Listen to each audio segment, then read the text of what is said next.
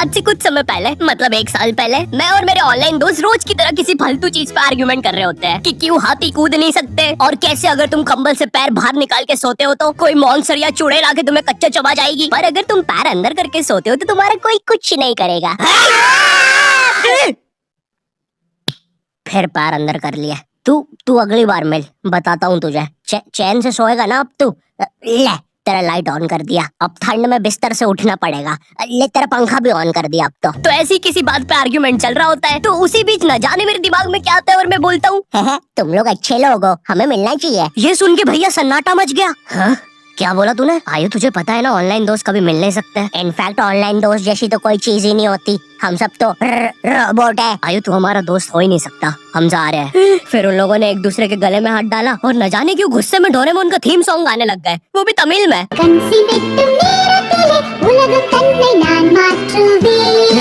क्या?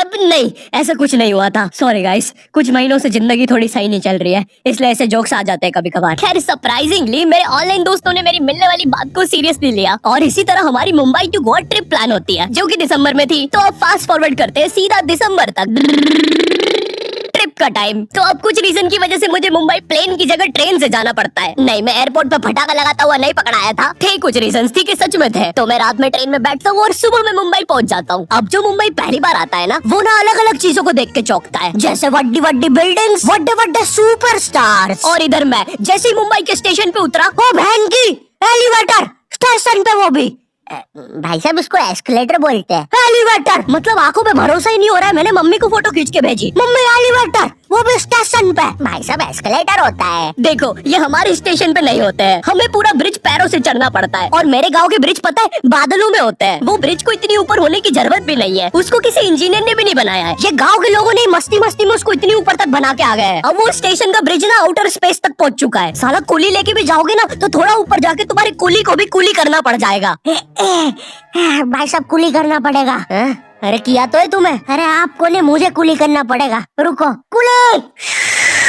हाँ जी भैया, इन्हें ऊपर तक छोड़िया हो यार। अरे पागल हो क्या मियाँ, ऊपर तक जाना है तो स्पेस सूट किधर है तुम्हारा? और ऑक्सीजन सिलेंडर लेके आए कि नहीं? ऊपर ऑक्सीजन बहुत कम है, हम लोग क्या बहुत ऊपर खड़े हैं मियाँ। देखो यहाँ से वो माउंट एवरेस्ट भी दिखता है। देखो आज की रात तो हमें ये सीढ़ियों पे सो के गुजारनी पड़ेगी। ऊपर पता नहीं कहाँ के खूंखार जानवर घूमते हैं। और सबसे जरूरी बात, हम लोगों के बीच में मैं सोऊंगा। मुझे मुंबई से अपने स्टेशन जाने में 10 घंटे लगते हैं और फिर अपने ही शहर के स्टेशन से घर जाने में 6.25 महीने। अब तुम बोलोगे नॉट योर टाइप, तो बहुत ही विलेज पीपल है। हाँ तो ठीक है, हूँ मैं, नहीं होते हमारे यहाँ पे एक्सेलरेशन। भाई उसको एस्केलेटर। वीडियो को आगे बढ़ाते हैं। मुंबई जाने से पहले मुझे ऐसा लगा था कि वहाँ पे सब लोग मचाएंगे, एड़े चाले सीधे चाले, इस तरीके से बात करते होंगे। तो मैं भी ना फुल रेडी था। मैं स्टेशन से बाहर निकला और एक ऑटो रोका। तो सबसे पहले तो मैंने अपनी ट्रेन में खरीदी हुई 24 कैरेट आइस डायमंड चेन आगे करी। मैंने 20 रुपए में खरीदी थी, आगे अपना टाइम आएगा भी लिखा था, क्योंकि मुंबई में थे यार, थोड़ी अमीरी दिखनी चाहिए। कौन है अंबानी? है किधर रहता है वो? है क्या उसके पास ये? तो वो ऑटो वाला पूछता है किधर जाओगे? इधर मैं फुल मुंबई के स्वैग में। क्या बोलते ऑटो वाले चाचा,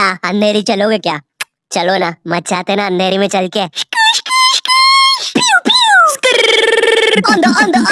अंधेरी में तुम उजाला लेके आओ।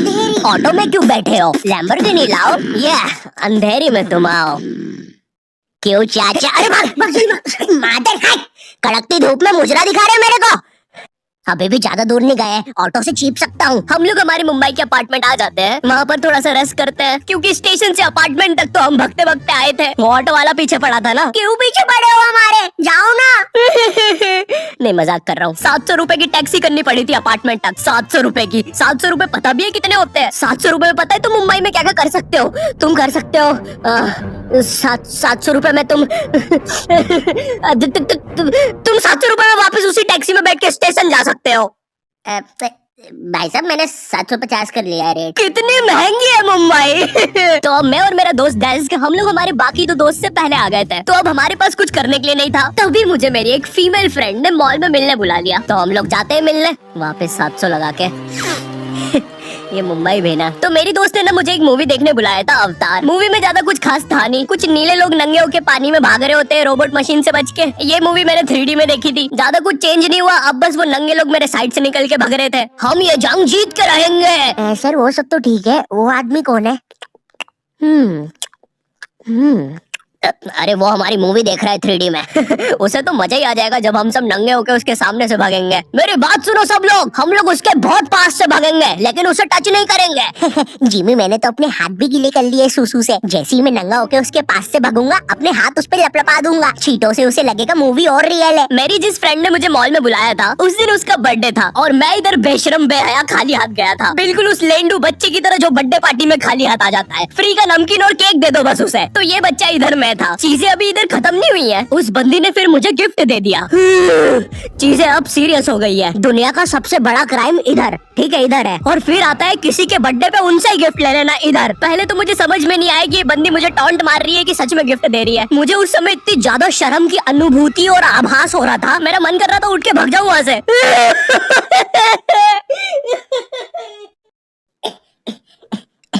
अरे वो बाहर बहुत गर्मी है ना, इसलिए मैंने सोचा स्प्राइट पी लूं आके। और पेरी पेरी फ्राइज भी मेरे फेवरेट है। देखो अगर उस टाइम में चाहता तो अपने पीछे वाले जेब से बटवा निकाल के एक 50 का करारा नोट और 1 रुपया लगा के बट्टा लिफाफा बना के उसे दे देता। लेकिन मैं कोई 80 साल का दादाजी नहीं हूँ और वो भी मेरी पोती नहीं है, तो अब मैं कुछ कर नहीं सकता था। इसलिए मैंने बेशर्मों की तरह उसका गिफ्ट ले लिया और कमियां भी निकाल रहा हूँ। घड़ी तो अच्छी लाई हो तुम, लेकिन फास्ट ट्रैक की लाती तो अच्छी है घड़ी। इस ट्रिप पर ना हमारे बहुत ज्यादा पैसे खर्च हो गए थे, इतने कि मैं अपने बेसमेंट वाले बच्चों को खाना तक नहीं खिला पा रहा हूँ। चुप रहो, मैंने कहा ना नहीं मिलेगा खाना। आप पैसे के लिए India number 1 opinion trading app promo पे क्यों नहीं जाते? हाँ, आप बस यहाँ पे यस और नो का आंसर देके लाखों में पैसे कमा सकते हो। प्रोमो एक ट्रस्टेड ऐप है जिस पर 1 करोड़ से भी ज्यादा यूजर्स हैं। यहाँ पर क्रिकेट, फाइनेंस, एंटरटेनमेंट और कई सारी कैटेगरीज में क्वेश्चंस है। जैसे अभी T20 सीरीज में इंडिया वर्सेस आयरलैंड में कौन जीतेगा? इंडिया ही जीतेगी। तो मैंने यहाँ यस दबा के क्वांटिटी स्लाइडर को बढ़ा दिया। अब अगर मेरा ओपिनियन सही होता है तो मुझे रियल कैश मिलेगा। अरे लेकिन विराट कोहली भाई, मैंने आपको कब पकड़ा? यहाँ तुम गूगल पे, पेटीएम, यूपीआई की मदद से आराम से 24/7 विड्रॉ कर सकते हो। ओ बाय द वे मैं पुलिस हूँ, तुम्हारे बेसमेंट की जानकारी मिली थी और प्रोमो का लिंक डिस्क्रिप्शन में है। डाउनलोड करने पर हम सभी को 25 रुपए का वेलकम बोनस भी मिलेगा, तो अभी जाके डाउनलोड करो। रात तक मेरे बाकी दोस्त भी आ गए थे, तो फिर हमने मुंबई की फेमस जगह, अरे वहीं जहाँ सब लोग जाते हैं घूमने के लिए, तो वहाँ घूमना स्टार्ट कर दिया। लेकिन जब तुम तुम्हारे दोस्तों के साथ रहते हो तुम्हारे दिमाग में मस्ती रहती है। तो एक मॉल में हमें एक सांड वाला झूला दिखता है। अब उसे देख के एक 21 साल का मैच्योर आदमी क्या करता? पापा बहुत बीमार है, बहन की भी शादी करवानी है, मुझे लगता है सांडू मैं तुम पे घूमी घूमी करने के लिए थोड़ा बड़ा हो चुका हूँ। लेकिन मेरे 21 साल के दोस्त ने क्या किया? अब यहाँ एक सांड को दूसरे सांड पे चढ़ता हुआ देख हमें भी मस्ती छूटी। हम भी भाग के हुए झूले के पास, भैया और तेज चलाओ, भैया और चलाओ तेज। मैं मुंबई में एंग्री प्रास से भी मिला था। उन्होंने मुझे अपनी बिल्ली से खेलने दिया था और अपना मास्क भी पहनने दिया था। अच्छा चलो मास्क मैंने बिना पूछे पहन लिया था, कैमरा फुटेज में तो आ ही गया हूँ मैं वहाँ पर अपने मैनेजर सौरभ भैया से भी मिला था। हम लोग मुंबई में लास्ट में जूहू बीच पर गए थे। वहाँ पर सब कुछ बढ़िया था, ठंडी ठंडी हवाएं चल रही थी, सब कुछ बढ़िया था। लेकिन फिर आसमान में कहीं से उड़ने वाली बंदर प्रजाति छा गई। ये बंदर प्रजाति फुग्गे की बनी थी। मेरा नाम है बुबली बंदर, मैं इंसानियत पे कब्जा करने आया हूँ, तो चुपचाप अपने घुटने।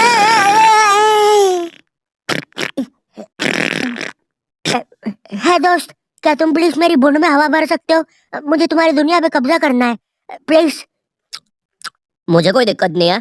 कमलेश, कमलेश। हाँ मैंने सुन लिया था पहली बार में। कमलेश मैं जानती हूँ हम दोनों ज्यादा क्लोज नहीं है, लेकिन इसका मतलब ये नहीं तुम एक बंदर के साथ संबंध बना लोगे। मैं जा रही हूँ। कमलेश जाने दो उसे, मैं तुम्हें उससे भी ज्यादा चीजें दे सकता हूँ। मुंबई के बाद हम लोग निकलते हैं गोवा के लिए। गोवा काफी चिल जगह थी। मैं वहाँ पर काला भी हो गया था। दिन भर बीच पर धूप में भटकने के कारण सच में वहाँ पर धूप तो बहुत ही ज्यादा थी, मतलब इतनी ज्यादा कि जमीन के अंदर से लोग बाहर आ रहे थे या अंदर जा रहे थे। कोई मुझे बताएगा ये क्या हो रहा है यहाँ पे? गोवा में तुम ऐसे बीच पे राइड्स वगैरह कर सकते हो, जैसे जेट स्की। इसमें ना तुम्हें आगे टंकी पे बिठा लेंगे बच्चे की तरह और पानी का एक चक्कर काट के वापस ले आएंगे। चलो ना। अरे हो गया भैया, अरे हम तो किनारे से ही वापस आ गए। इसके बाद आती है कुछ जानलेवा राइड्स, डेंजर राइड, जिसमें तुम्हें बोट से समुद्र के बीचों बीच ले जाएंगे और पतंगा बना के उड़ा देंगे। एक और चीज रहती है, जब तुम समुद्र के बीचों बीच पहुंचते हो ना, तो वो बोट वाला तुमसे पूछता है कि तुम्हें पानी में जाना है क्या। तो अब यहाँ पे जिसको तैरना नहीं आता है वो तो कुछ नहीं बोलेगा, लेकिन उस समय मेरे दिमाग में पता नहीं क्या चल रहा था कि मुझे पूरे गोवा के एक्सपीरियंस लेने हैं। मुझे तैरना नहीं आता है, मैं उतर गया समुद्र में। शुरुआत के 3.25 सेकंड तो कुछ भी नहीं हुआ, फिर पानी मुझे नीचे खींचने लगता है।